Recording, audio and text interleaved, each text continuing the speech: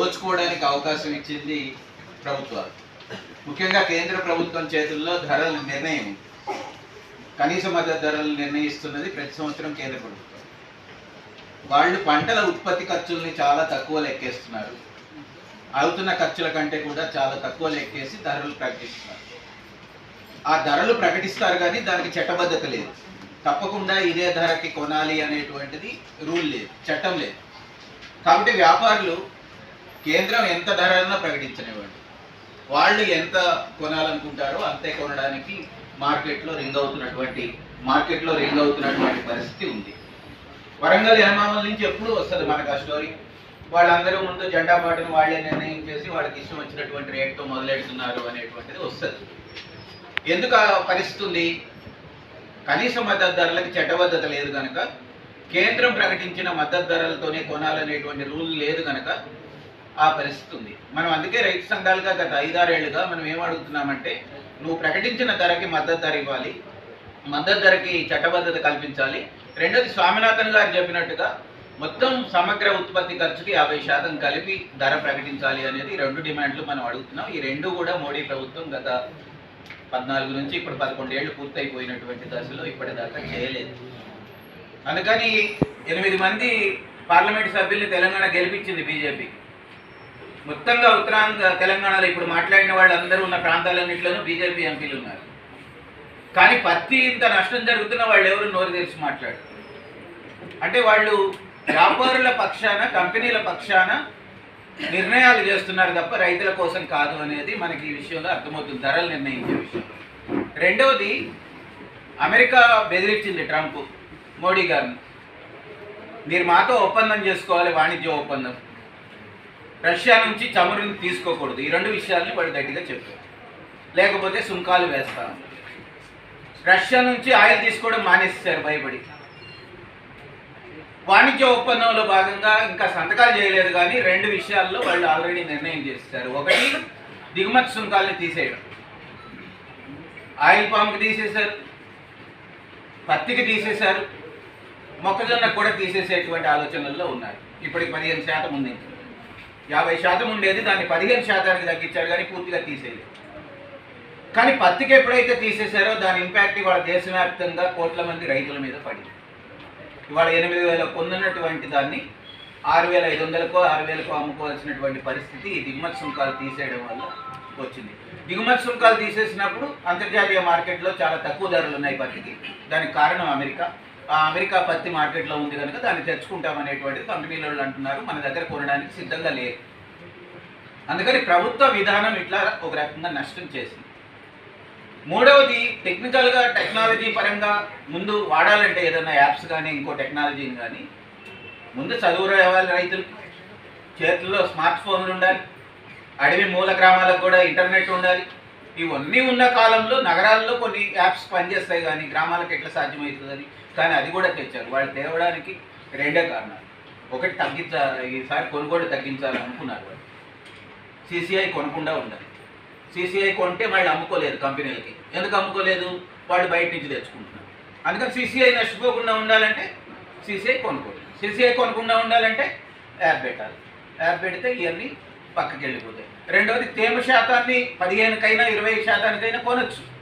నిజంగా 4 రోజులు ఆ జిన్నంగి యార్డులలో పోసేస్తే పత్తిని ఆరిపోతుంది వాళ్ళకి. లేకపోతే వాళ్ళ దగ్గర షెడ్లు ఉంటాయి కనుక కనీసం రక్షణ ఉంటుంది వర్షాల నుంచి. కానీ వాళ్ళు 8% నుంచి 12%కి పరిమితి చేసింది కూడా ఇదే కారణం రీత్యా. కొనకుండా ఉండాలి. కొనకుండా ఉండాలంటే మీరు తిరిగి తీసుకెళ్ళండి, 12% వచ్చినప్పుడే మీరు తీసుకురండి అనేటువంటి మాట చెప్తున్నారు. అదంతా ఆపే పరిస్థితి వాళ్ళ గ్రామాల్లో గిడ్డంగులు లేవు. మండలానికి ఒక గిడ్డంగి వాళ్ళ బీఆర్ఎస్ గవర్నమెంట్లో కట్టారు కానీ అవన్నీ వ్యాపారులు పెట్టుకుంటున్నారు తమ కొనుగోలు చేసినటువంటి వాటిల్లో రైతులు పెట్టుకోవడానికి అసలు జాగానే లేదు.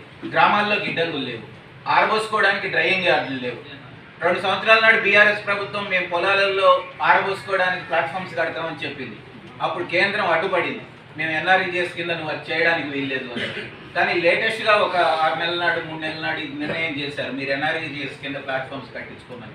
కానీ ఇప్పటిదాకా గ్రామాల్లో పంటలు ఎండ వేసుకోవడానికి అవకాశాలు లేవు. కాబట్టి రైతులు ఇంటి దగ్గర పెట్టుకోలేరు, మార్కెట్లు గ్రామాల్లో దాచుకోలేరు, ఎండబెట్టుకోలేని పరిస్థితుల్లో తక్కువ ధరకు అమ్ముకుంటున్నటువంటి అంటే ప్రభుత్వాల వైఫల్యం. ఇప్పుడు ఇక రింగ్ రోడ్ వేస్తానంటున్నాడు రేవంత్ రెడ్డి గారు. లేదా హైవేలు వేస్తున్నాడు మొత్తం రాష్ట్రం అంతా ఎక్కడ పడితే అక్కడ. కానీ గ్రామాల్లో గిడ్డంగులు కట్టడానికి రూపాయి కూడా కేటాయించారు. అంటే గ్రామాల్లో గిడ్డంగులు అవసరం లేదా, ప్రాసెసింగ్ యూనిట్లు అవసరం లేదా, లేకపోతే నీకు డ్రైయింగ్ యార్డ్లు అవసరం లేదా, వీటి మీద అసలు దృష్టి పెట్టాల్సిన అవసరం ఉందా? ఒక 1000-2000 కోట్లు ఎందుకు పెట్టట్లేదు అనేటువంటి ప్రశ్న మనం కేంద్రాన్ని కానీ రాష్ట్రాన్ని కానీ అడగాలి. కేంద్రం కూడా రూపాయి పెట్టట్లేదు గ్రామాల్లో మౌలిక సదుపాయాల కోసం. వాళ్ళు లోన్ ఇప్పిస్తామంటున్నారు, కావాలంటే మీరు పెట్టుకుంటే మీ రైతు సహకార సంఘాల తరఫున మీకు లోన్ ఇస్తాం 85%, దాని మీద 3% వడ్డీ రాయితీ ఇస్తామని చెప్తున్నారు వాళ్ళు. అంతే తప్ప మేము పెట్టుబడులు పెట్టి గ్రామాల్లో గిడ్డంగులు కడతామని కేంద్రం చెప్పట్లేదు, రాష్ట్రం చెప్పట్లేదు. దానివల్ల రైతులు ఆపుకోలేక తమ పంటల్ని తక్కువ ధరకు అమ్ముకున్నటువంటి పరిస్థితి ఉంది. ఇక వరి ఇప్పుడు క్రైసిస్ మొదలు కాలేదు, కానీ ఇంకా ఈ సీజన్ తర్వాత నెక్స్ట్ సంవత్సరాలన్నీ కూడా వరి రైతులు తీవ్రంగా నష్టపోబోతున్నారు.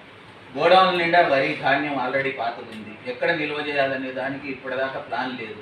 అందుకనే చాలా వేగంగా కొనుక్కుండా మెల్లగా కొంటున్నారు. బోనస్ ఒక సీజన్ ఆల్రెడీ ఎత్తేసింది ఈ ప్రభుత్వం, ఈ సీజన్లో కూడా ఇస్తుందనే గ్యారంటీ లేదు. ఒక్కసారే ఇచ్చారు, ఇప్పుడు రెండోసారి ఇంకా 10వ తారీఖు 1వ తారీఖు నుంచి కొంటున్న ధాన్యానికి బోనస్ ఇవ్వట్లేదు.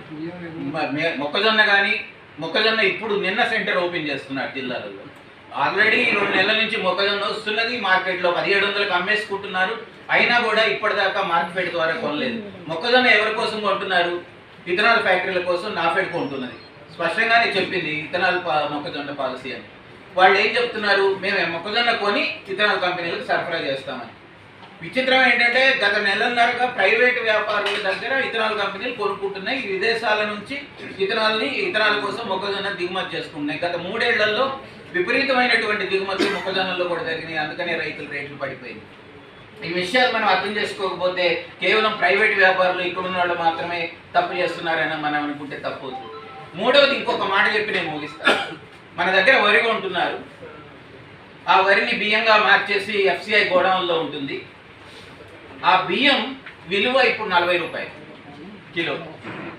కానీ ఇథనాల్ ఫ్యాక్టరీలకి అదే బియ్యాన్ని 22 రూపాయలకి ఇస్తున్నారు. అంటే ఒక్కొక్క కిలో మీద 18 రూపాయల సబ్సిడీ. దాని విలువ ఒక కంపెనీకి లెక్కేస్తాం మేము 200, అంటే 2 లక్షల లీటర్లు ఇథనాల్ తయారు చేసే ఒక యూనిట్ ఉన్నాయి. ఇప్పుడు చాలా జిల్లాల్లో వస్తున్నాయి మన తెలంగాణలో. వాళ్ళకి ఇచ్చే సబ్సిడీ బియ్యం మీద 250 కోట్లు. ఒక్క కంపెనీకి ఒక్క సంవత్సరంలో ఇచ్చే సబ్సిడీ అది బియ్యం మీద. మిగతా అన్ని కాదు, ఇంకా సహకారం ఇచ్చేది. అట్లాంటిది మొత్తం రాష్ట్రం అంతా కలిసి ఇంత లక్షల ఎకరాల్లో పంటలు నష్టపోతే రాష్ట్ర ప్రభుత్వం ఇచ్చేది 100 కోట్లు 50 కోట్లు నష్టపరిహారం. అంటే ఒక కంపెనీ వాళ్ళు మీకు ప్రేమ ఎక్కువ. ఒక కంపెనీ వాళ్ళకి ఎంత సబ్సిడీలు అయినా ఇస్తారు మీరు. ఆ ప్రభుత్వం కానీ ఈ ప్రభుత్వం కానీ, అది కాంగ్రెస్ కావచ్చు, అది బీజేపీ కావచ్చు. రైతుల పట్ల ఒక అన్యాయమైనటువంటి వైఖరిని ఈ ప్రభుత్వాలు అనుసరిస్తున్నటువంటి పరిస్థితి ఉన్నది.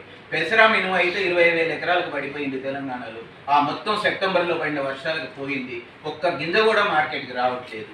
మనం అన్ని రాష్ట్రాల నుంచి పప్పు దినుసుల్ని, చిరుధాన్యాలని, కూరగాయలని దిగుమతి చేసుకుంటున్నాం. మీరు ఎవరైనా మా కర్ణాటక మార్కెట్కి వెళ్తే ఇప్పుడు 100 రూపాయల నుంచి 120 రూపాయలు కిలో కూరగాయలు అమ్ముతున్నారు.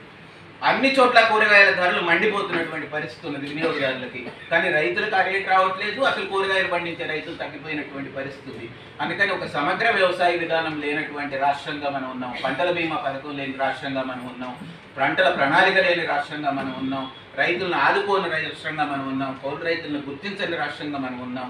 ఇవన్నీ ప్రభుత్వాల వైఫల్యాలుగా మనం చూసి ఈ ప్రభుత్వాలకు వ్యతిరేకంగా మనం పోరాడితేనే రైతుల హక్కులు దక్కుతాయి, రైతులకు మంచి ధరలు వస్తాయి, పంట నష్టాలకి నష్టపరిహారాలు అందుతాయని చెప్తూ